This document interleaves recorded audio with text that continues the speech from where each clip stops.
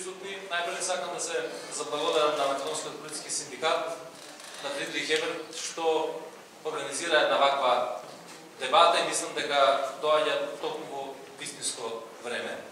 Во моменти кога поведуваме нови механизми на контрола, јакнеме контролата на полициските службеници во делот на примената на нивните полициски овластувања, се со цел да повеќе имаме заштита на човековите слободи и права во државата.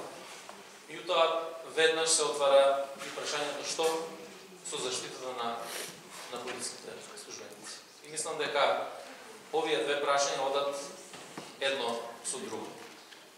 Ни се случува да токму овие припадници на македонската полиција, и ако ја обсервираме нивната професија, пред се и од нормативната позиционираност во правниот сектор, систем, и во однос на тоа во кои услови се извршува нивната надлежност, и од аспект на сите права, меѓутоа и поголеми обврски кои што ги имаат полициските службеници, сосема јасно станува дека тоа е една професија која што премногу дава за општеството, премногу дава за сите нас, заради тоа што ако сакаме да имаме безбедност, а секој од граѓаните посакува безбедност, дали е тоа безбедност на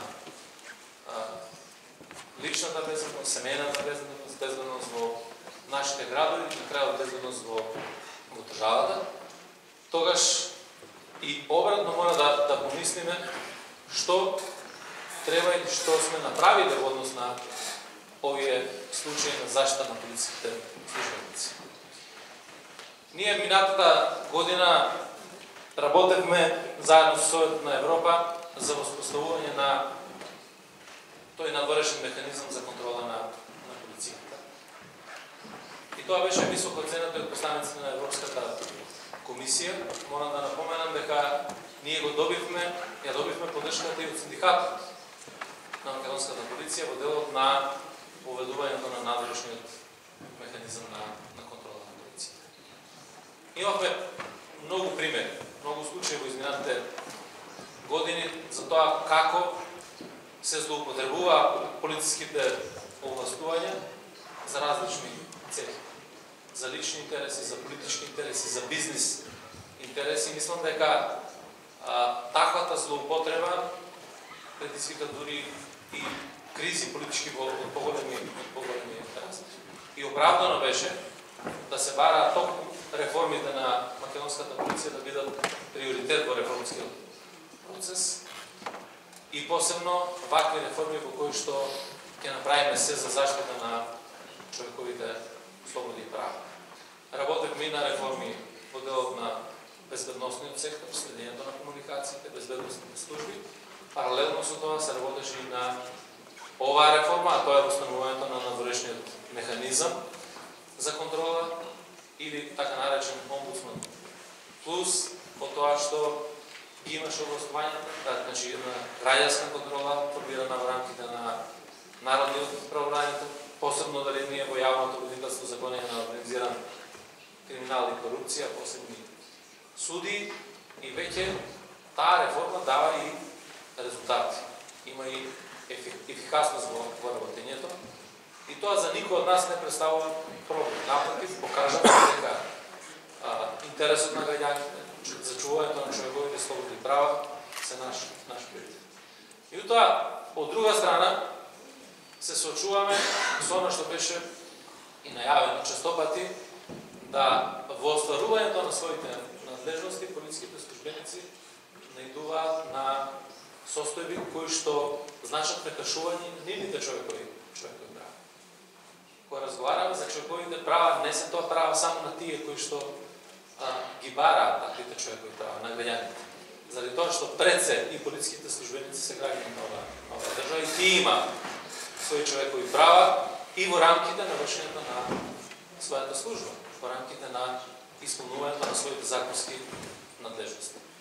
И навистина поразителни се овие податоци кои што ги имаме секојдневно по медиумите. една крајна опуштеност, би рекол, на граѓаните во однос на работењето на полициските службеници. И за најнова реакција на било кој полициски службеник, граѓаните реагираат и тоа жестоко. И невладиниот сектор, и сите други, колку се прекршени човековите права, начинот на кој што постапил одреден полициски службеник, медиумите и така натаму и така натаму. Мислам дека тоа не е случај кога имаме пообратна насока. Не е случај кога е нападнат полициски службеник. Некако многу слабо се слуша гласот на било кој од нас. Едноставно, мора да ја разбиеме таа фама во јавноста, дека не е ништо кога се напаѓа полициски службеник. И тука, мислам дека сите ние мора да придонесеме. Ако сите заедно констатираме дека треба да правиме промени во заштита на човековите права, ако сите заедно се изборивме да наметнеме такво мислење и став, не само во владата, туку генерално во општеството, ако сите се вклучиме во креација на можни решенија, тогаш мислам дека оваа дебата би била еден почеток да размислуваме и во насока како да ги заштитиме полициските службеници при вршење на своите работи, при вршење на своите надежности. Тука мислам дека генерално испреплетените надлежности кои што ги имат повеќе државни органи, може би се клучот за начинот на кој што се однесуваат и граѓаните на ваков начин према полициските службеници. Зошто го кажам? Ние имаме состојби во кои што јавното обвинителство на Република Северна Македонија не баш благонаклонно се однесува према состојбите на заштита на полициските службеници. И еве ќе ви кажам пример. За било кој напад на полициски службеник до сега, откако сум јас министер, ќе се јавите во јавното обвинителство за пријава и веднаш одговорот е ова ќе оди по редовна поставка. И со тоа се праќа директна порака до оние кои што ги напаѓаат полициските службеници дека тоа може да продолжите да го правите слободно. Нема кој да реагира. Исто како минатата недела кога го апсикме директно во шума, како ја пали шумата во Крушево, рекоа пуштете го по слободна, по редовна поставка. Да продолжи да пали понатаму. И затоа тука мораме сите да се реформираме. Ја често говорам за една најважна реформа, а тоа е реформа на умот. Колку побрзо ќе направиме таа реформа на умот, толку побрзо ќе имаме и заеднат систем за она што треба да го правиме. И мислам дека е добро што отвараме на ваква тема и дебата. Ние веќе неколку пати сме разговарале со синдикатот во однос на ова прашање. Меѓутоа, ова не е прашање кое што е прашање само на политичка воља. Ова е прашање кое што мора да биде решено преку една обсежна дебата, инклузивно да се вклучат сите, како што прочим сме денеска сите ние тука, да покажеме дека со ништо не сакаме ниту да ги зголемиме повластувањата полициски, ниту да ја зајакнеме положбата на полицијата, заради тоа што лично сметам дека имавме еден страшен период во кој што македонската полиција беше табу тема, се создаваше недопирливост кон граѓаните на државата и прекинувањето на таа врска помеѓу граѓаните и полицијата многу скапо не чинеше во изминатиот период. Заради тоа што не се однесува партнерски, напротив, се однесува понекогаш и многу непријателски настроени едни кон други, а тоа создава сериозни проблеми на општеството. Затоа правиме се и мора да направиме понатаму како да ги обновиме тие врски помеѓу граѓаните и полицијата. Јас за сега мислам дека имаме добри резултати, меѓутоа тоа не се доволни резултати, треба да се работи уште многу повеќе. Овде сакам посебно да се заблагодарам на медиумите кои што навистина допринесуваат во голема мера да реално се пренесат состојбите и во делот на работењето на полицијата, меѓутоа и во делот на однесувањето на граѓаните.